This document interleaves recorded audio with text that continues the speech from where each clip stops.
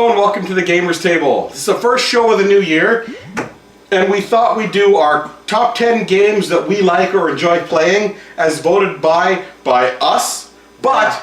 We always give that a little extra, so we went for top this 11. one goes to 11!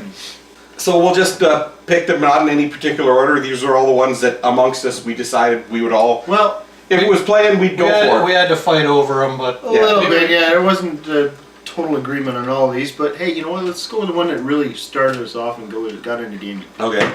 Puerto Rico. So it's one of those role choice games. So you're your captain and everybody else. Well, we're not going to go right through all the mechanics of the game here again, but I think, yeah. Puerto Rico was the first in our group. That was the big game that we played a lot. A non-Parker Brothers-ish game. Yeah. Yes, a non-family traditional game like Monopoly and so on and so forth. But I think that game is pretty much, there's not really anything wrong with it.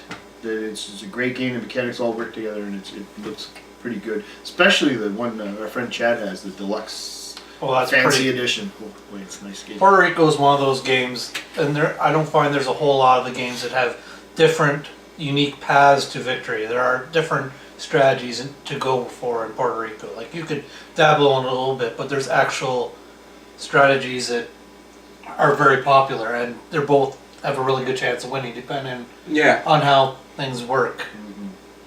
And you know, that's not very common in games today. Legendary Encounters. It's a cooperative that I really like. And you could also play with a trader mechanic if you like that, which I do, but we haven't yet. Yeah. And it's an improvement on the Marvel Legendary as far as I'm concerned. Yeah, the Marvel Legendary is good, but Legendary Encounters goes up another notch for sure. Yeah. Yeah, like you said, the trader aspect. There are some issues with like their really teeny tiny texts and stuff like that. Yeah, to sort the different decks, which is a bit. But that's little stuff. But again, it's the theme right now. The only theme out is Aliens, and it's all the Aliens movies, and you could play a single movie, you could play mush together, whatever you like. It gives you, again, it's another one of those games that gives you a unique experience all the time, and you're not doing it the exact same way to win every time you play. You're getting that variety of storyline and a lot of tension and stuff. Yeah. Yeah.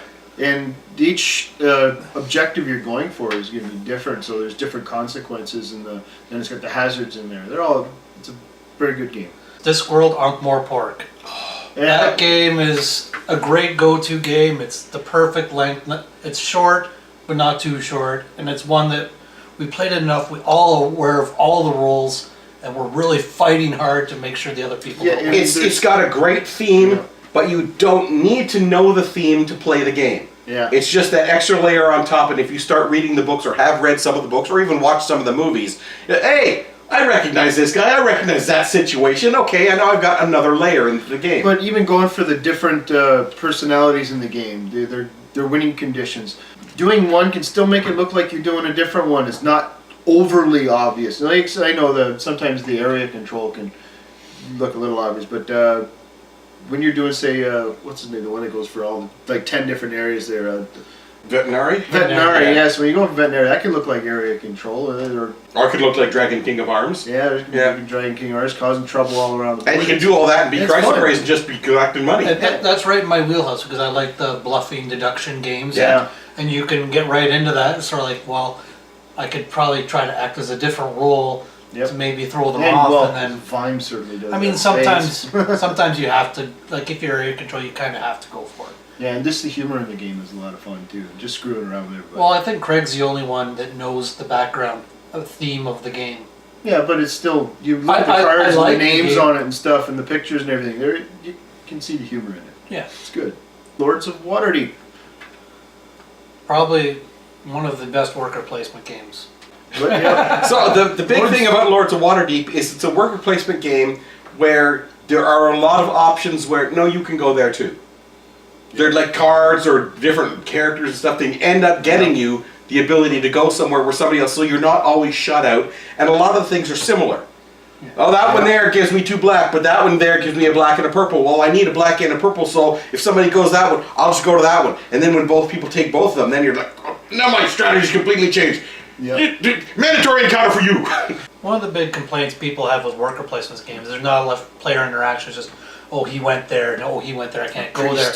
But you have the intrigue cards, which you can directly say, hey, I'm taking this, or you know. But and then it's not always bad player interaction. Sometimes you take a couple white cubes and you have to give a cube to somebody else. So it just adds to the player interaction. And then you got Some may the argue Skullport. there's king making as far as that goes, but Well, then you got the Skullport expansions too, which is really well, the fun. expansions are definitely add to it for Yeah, sure. definitely, yeah. Libertalia. It is a pirate sort of deck building-ish game. Everybody has a set of 30 cards. You get them in different orders and you play them in different orders.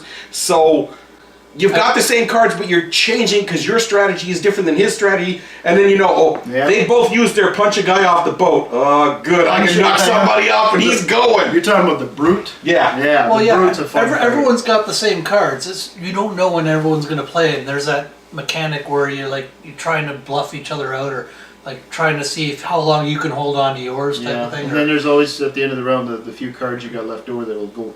Into the next So one. that are you're different by third. aware Yeah, aware yeah. of what everybody can do. It's just now you got to work around how to make it work best for you. And Yeah. everyone might have the same idea. In a lot of cases, Well, see, was that Two one or game three you and I players. played the same card, like 4 in a row. We both played the same card. Yeah, I remember that. Yep. it's more of a deduction than bluffing in that one. There's Trying to deduction. And it's deduce fairly what quick people again. might be playing. It's like play a card, okay, round's over. Play a card, round's over. Yeah. You can second guess a lot of things. Like, oh, is he gonna play it now? You can Well, do he's that not in gonna play it any now, so game. I'm gonna do it. It's like, oh, and then you end up doing it at the same time. It's like, ah, crap. I love Kingdom Builder. I really enjoy Kingdom Builder.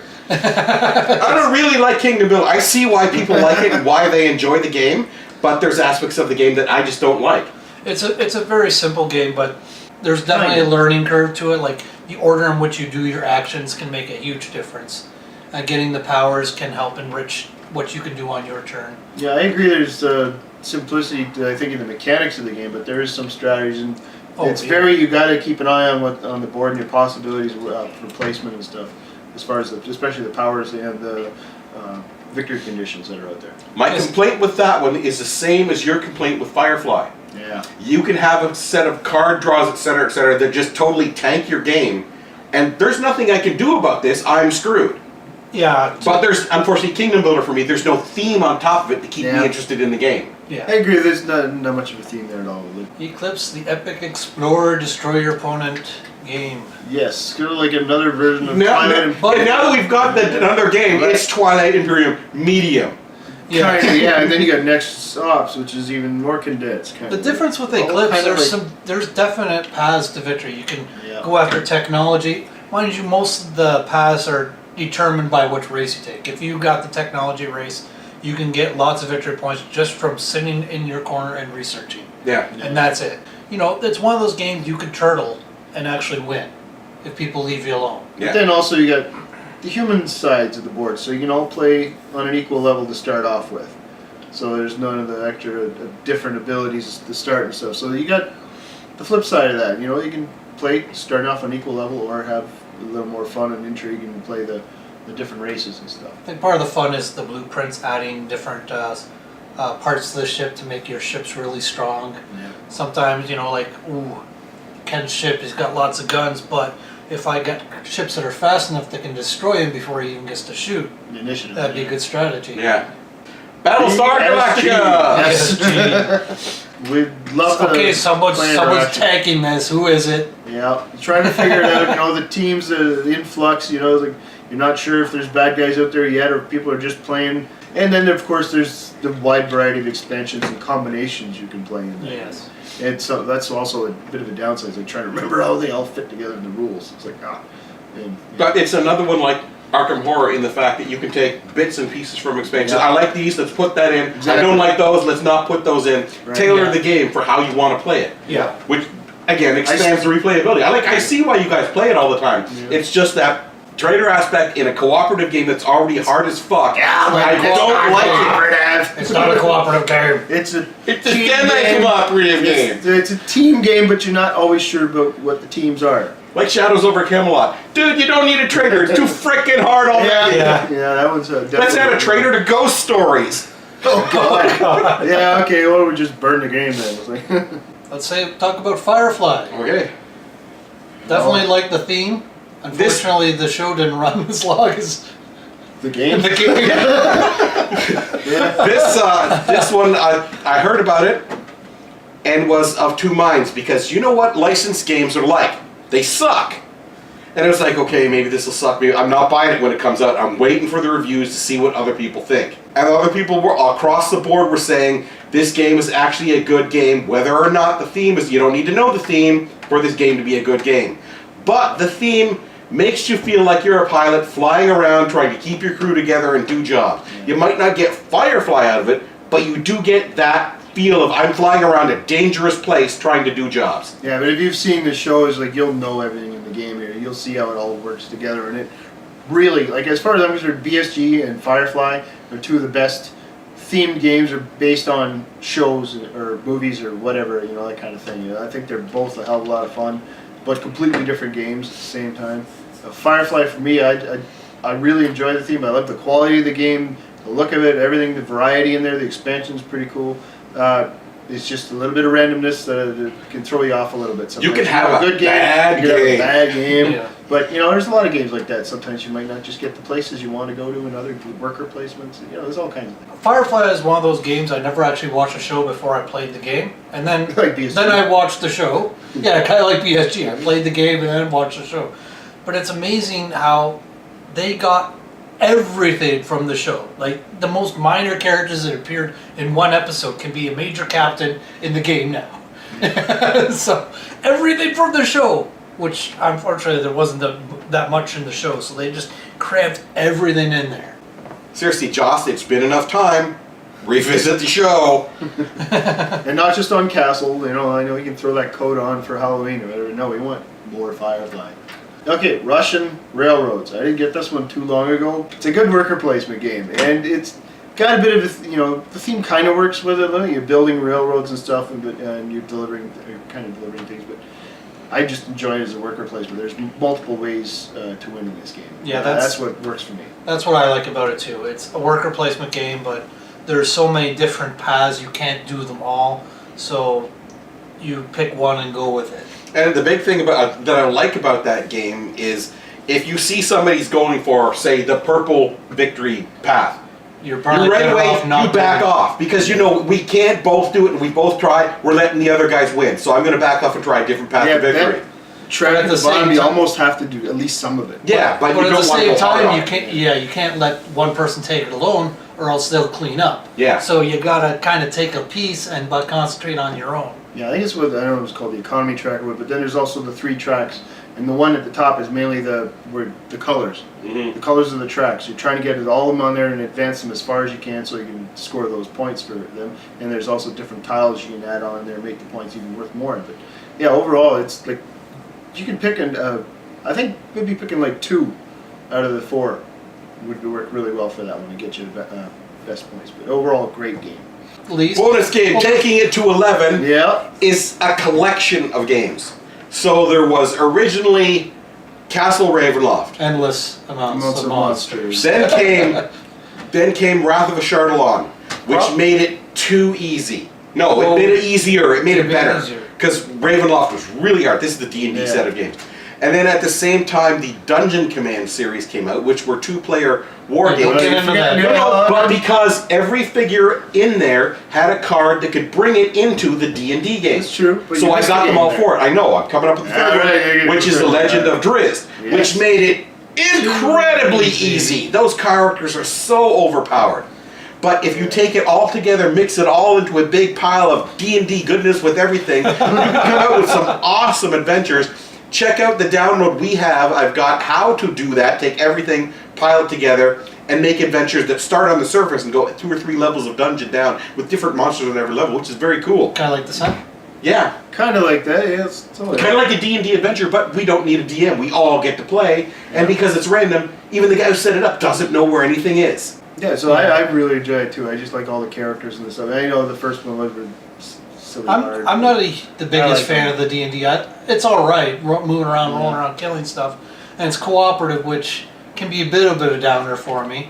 But for me, D&D is all about the role playing. There's no role playing. It's just move around combat. Fair For enough. D&D, I'd prefer if it was I'm more thinking in the maybe role that's playing. why it made Yeah. number 11 and not Yeah. up a little higher. And I know there's some honorable mentions. We're gonna like Resistance, I right? like Resistance. It's one of those games. The more you play, the more fun you have because, well, he was a traitor last time, but I can't tell if he's lying or not. I couldn't tell if he was lying last It's time. impossible, man. Your face in that game is the same every time we play. We it's hit or miss on I take you. that as a compliment Yeah. because I swear I. Okay, I'm going to jump in with mine that didn't get on the list. I used to play Clue when I was a kid, and I've all wanted to design my own because I wanted a version of Clue for adults where you actually had to think, where it wasn't Colonel Mustard in the library with the lead pipes. No, there's more to it than that.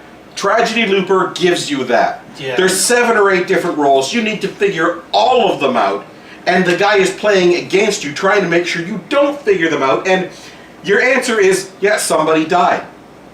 Start over. But who died? Well, somebody died, don't know why. Somebody died. And now you've got some information, and you go through, and because it's the same day over and over, every time you get more information about the same day, and you're starting to narrow down, and sometimes they get it really good. Okay, he's this, he's that. And then the mastermind can't do anything because they're making sure you can't do anything when they figure out some of the guys. It's definitely a struggle. The mastermind needs to be an experienced player. Yeah. Letters from Whitechapel.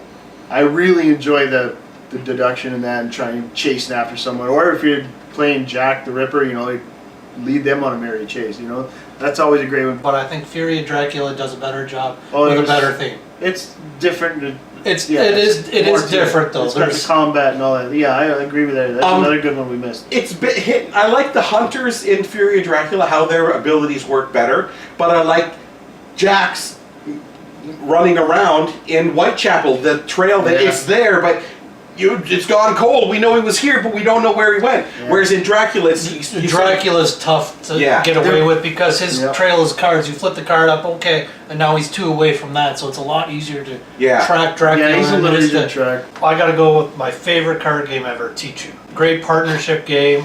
It's got elements of poker. It's got elements of asshole. But yeah, it's an amazing game, and there's a lot of stuff going on as far as trying to read your partner, figuring out what to play to get your partner out first if they call Tichu. Just a very deep game. Yeah, I really like Tichu too. As far as trick taking games, that's probably my favorite. That is the best. Yeah, whereas for me, my favorite trick-taking game is Play. And I think that was I pretty think much. we'll wrap what it we up had. for our top 11, 12, 13, top bunch of games. 15 bunch, yeah. 10 the plus. Gamers Table. Those Just are the- the games that we played a lot and enjoy a lot. The And- games, and if we you play wanted more. us to show up, these are the games you should have sitting on the table. Bye. Yeah, so that's it for Bye. the Gamers Table. See you next time when we review another game. Because that's what we do. Okay. Until we see you next time, play more games.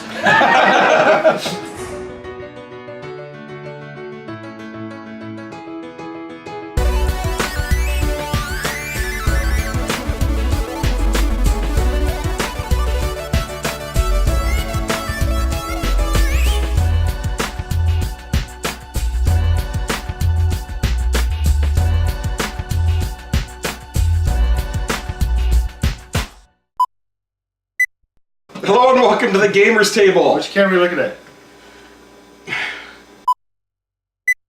Pick your one that we didn't say that you So, want okay, to talk what about. are our unmentionables then? Well, dude, there's a lot of those. We got a lot of them. There's a lot of I unmentionables. want to mention some more. Well, first of all, yeah. So, Bye, see you next cameras. week The camera one. when we camera review two, another bye. game. Hi, camera 2. Hi, camera 1. Hi, camera. Bye. Go bye. Yeah. Bye. Bye.